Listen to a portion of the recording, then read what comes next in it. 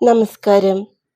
രാമായണത്തിൽ രാവണൻ മന്ത്രിയുടെ നിർദ്ദേശപ്രകാരം സീതയെ തട്ടിക്കൊണ്ടുവന്ന് അശോകവനികയിൽ എത്തിച്ച ശേഷം സ്വമേധയാ സീതയെ കീഴടക്കാനായി പല അടവുകളും പയറ്റുന്നുണ്ട്. ഒടുവിൽ സീതയെ പ്രാപിക്കാൻ ശ്രീരാമനായി രൂപം മാറുന്ന ഒരു രംഗമുണ്ട്. പാതി രാക്ഷസനും പാതി ബ്രാഹ്മണനുമായ രാവണനെ സ്വന്തം ഇഷ്ടത്തിനനുസരിച്ച് രൂപം മാറാനുള്ള കഴിവുണ്ടായിരുന്നു. അങ്ങനെ രാവണൻ ശ്രീരാമൻ്റെ രൂപം സ്വീകരിക്കുന്നു.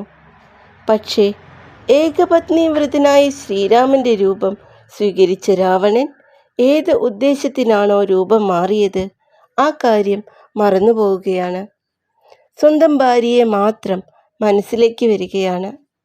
ശ്രീരാമൻ്റെ ഏകപത്നീവ്രതത്തിൻ്റെ മഹത്വം ഇവിടെ പ്രഘോഷിക്കപ്പെടുന്നു. നന്ദി.